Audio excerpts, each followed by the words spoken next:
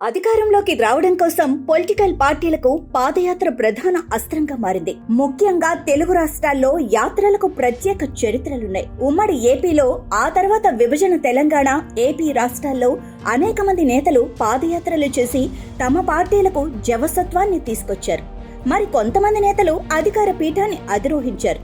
ఇప్పుడు వారి బాటలోనే బీఆర్ఎస్ వర్కింగ్ ప్రెసిడెంట్, మాజీ మంత్రి కేటీఆర్ నడవనున్నారట. త్వరలోనే తాను రాష్ట్ర వ్యాప్తంగా పాదయాత్ర చేస్తానని చెప్పడంతో రాజకీయ వర్గాల్లో చర్చకు దారితీసింది. దీంతో కేటీఆర్ పాదయాత్ర ఎప్పటి నుండి ఉంటుంది అన్న చర్చ స్టార్ట్ అయింది. 2028లో తెలంగాణలో అసెంబ్లీ ఎన్నికలు జరగనున్నాయి. కాబట్టి 2027 నుంచే ఎన్నికల సంగ్రామానికి గులాబీ దళం సన్నద్ధమయ్యేందుకు ప్రణాళికలు రచిస్తోంది.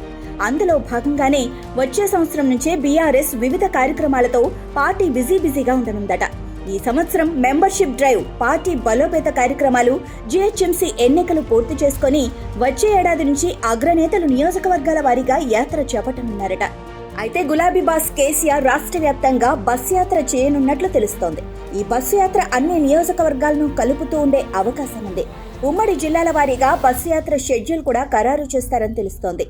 ఆ టైంలో పార్టీ నేతలను కలుపుకుని వెళ్లే విధంగా ఒక కార్యాచరణ కూడా సిద్ధం చేసుకోవాలని భావిస్తున్నారు. 2023 అసెంబ్లీ ఎన్నికల్లో అధికారానికి దూరమైంది కారు పార్టీ. లోక్సభ ఎన్నికల్లోనూ దెబ్బతింది. పైగా ఆ పార్టీ నుండి గెలిచిన ఎమ్మెల్యేలో 10 మంది హస్తానికి చేరువయ్యారు. దీంతో ఏడాది కాలంగా పార్టీలో మళ్లీ ఉత్సాహం నింపే కార్యక్రమాలు జోరందుకున్నాయి. క్షేత్రస్థాయిలో కేడర్ చేజారకుండా భరోసా కల్పించే ప్రయత్నాలు చేస్తున్నారు. కేసీఆర్ ఆదేశాలతో పార్టీ ముఖ్య నాయకులు కేటీఆర్, హరీష్ రావు ప్రజల్లోకి వెళ్తున్నారు. ప్రభుత్వాన్ని ప్రశ్నించడంతో పాటు ప్రజల మధ్య ఉంటూ వివిధ కార్యక్రమాలకు శ్రీకారం చుడుతున్నారు. 2027లో పాదయాత్రకు కేటీఆర్ సిద్ధమవుతున్నారు. పాదయాత్రతో తిరిగి పార్టీని అధికారంలోకి తీసుకురావాలని కేటీఆర్ భావిస్తున్నారు. ఉమ్మడి రాష్ట్రంలో ప్రజా ప్రస్థానం పేరుతో వైఎస్ఆర్ పాదయాత్ర చేసి సీఎం అయ్యారు. ఆ తర్వాత 2012లో వస్తున్నా మీకోసం పేరుతో చంద్రబాబు సైతం పాదయాత్ర చేసి సక్సెస్ అయ్యారు. వైసీపీ అధినేత జగన్ జైలుకు వెళ్లడంతో షర్మిల పాదయాత్ర చేశారు. రాష్ట్ర విభజన తర్వాత కూడా 2 తెలుగు రాష్ట్రాల్లో నేతలు పాదయాత్రలు చేసిన సందర్భాలున్నాయి. 2014 తర్వాత తెలంగాణలో సిపిఎం రాష్ట్ర కార్యదర్శి తమ్మినేని వీరభద్రం పాదయాత్ర చేశారు. ఇక 2019లో అధికారంలోకి రావడం కోసం వైసీపీ అధినేత జగన్ పాదయాత్ర నిర్వహించారు. 2019 ఎన్నికల్లో గెలిచి ఏపీకి సీఎం అయ్యారు. తెలంగాణలో 2023 అసెంబ్లీ ఎన్నికలకు ముందు వరుస పాదయాత్రలు చేశారు నేతలు. బీజేపీ రాష్ట్ర అధ్యక్షుడి హోదాలో బండి సంజయ్ ప్రజా సంగ్రామయాత్ర పేరుతో పాదయాత్ర చేశారు. వైఎస్ షర్మిల వైఎస్ఆర్ తెలంగాణ పార్టీని స్థాపించి పాదయాత్ర చేశారు. ఇక కాంగ్రెస్ పార్టీని అధికారంలోకి తేవటం కోసం రేవంత్ రెడ్డి, భట్టి విక్రమార్క పాదయాత్రలు చేశారు.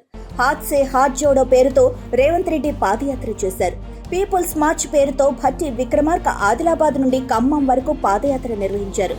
ఏపీలో 2019 అసెంబ్లీ ఎన్నికల ముందు టీడీపీ యువనేత నారా లోకేష్ యువగళం పాదయాత్ర చేసి పార్టీ శ్రేణుల్లో జోష్ నింపారు. ఇక రాబోయే ఎన్నికల్లో గెలిపే లక్ష్యంగా తెలంగాణలో కేసీఆర్ బస్సు యాత్రతో పాటు కేటీఆర్ పాదయాత్ర చేయనున్నారట. కేటీఆర్ పాదయాత్ర షెడ్యూల్, కేసీఆర్ బస్ యాత్ర షెడ్యూల్ ఖరారైన తర్వాత హరీష్ రావు కేసీఆర్ తో పాటు బస్ యాత్రలో ఉంటారా లేదా హరీష్ రావు కూడా పాదయాత్ర చేస్తారా అనేది క్లారిటీ వస్తుందని పార్టీ శ్రేణుల్లో చర్చ జరుగుతోంది. అలాగే కేటీఆర్ పాదయాత్ర, కేసీఆర్ బస్సు యాత్రలు నియోజకవర్గాల వారీగా ఉంటాయా అనేది కూడా స్పష్టత రావాల్సిందే.